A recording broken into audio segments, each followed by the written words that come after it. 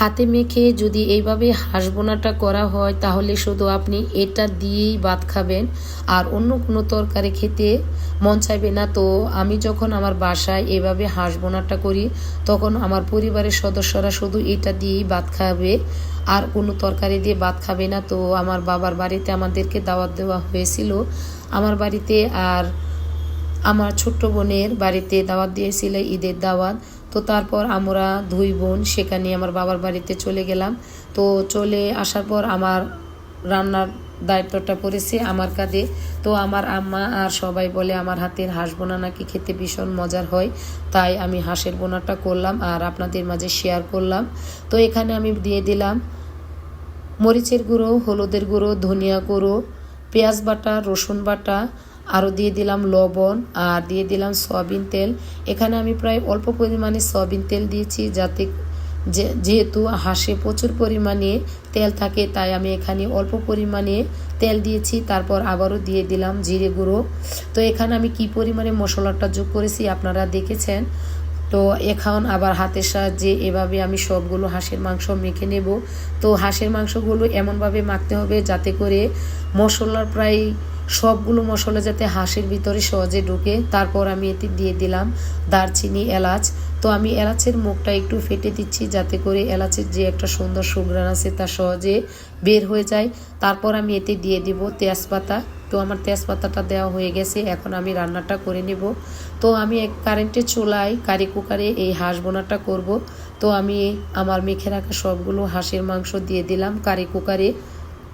তো আমার কারি কুকারে সবগুলো হাঁসের মাংস দেওয়া হয়ে গেছে। এখন আমি যে পাত্রে হাঁসটা মেখেছিলাম তা একটু ধুয়ে পানি দিয়ে দেব আমার হাঁসের মাংস। তো এই পানিটা দিয়ে আমি হাঁস বোনাটা করে নেব।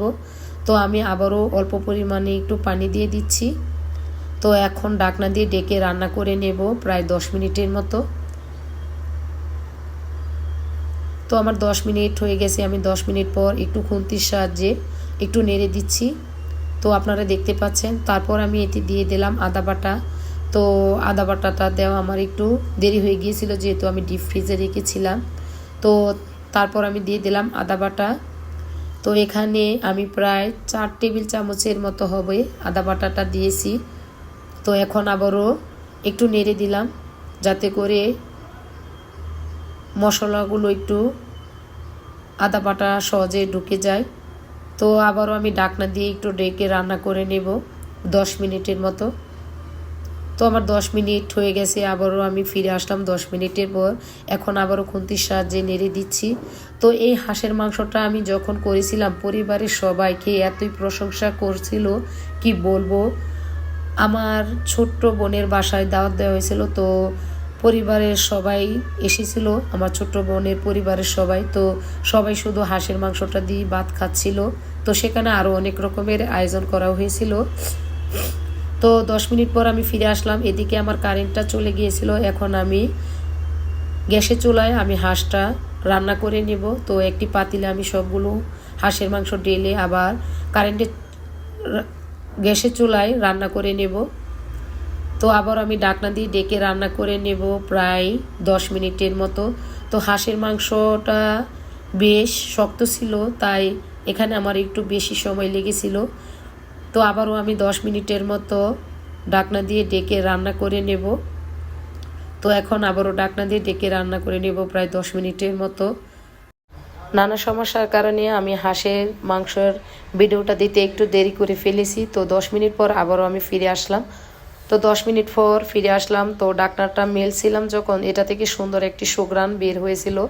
তো মনে হচ্ছিল হাঁসের মাংসগুলো আমি এক্ষুনি খেয়ে ফেলি। তো চামচ দিয়ে আমি এখান থেকে একটা মাংসের পিস তুলে খেয়ে ফেললাম। কি বলবো, এতই মজার হয়েছিল। যদি আজকে আমার এই রেসিপিটা ভালো লাগে অবশ্যই আমার পেজটি ফলো দিতে ভুলবেন না। আর যারা ইউটিউব চ্যানেল থেকে দেখে থাকেন তারা অবশ্যই আমার চ্যানেলটি সাবস্ক্রাইব করতে ভুলবেন না।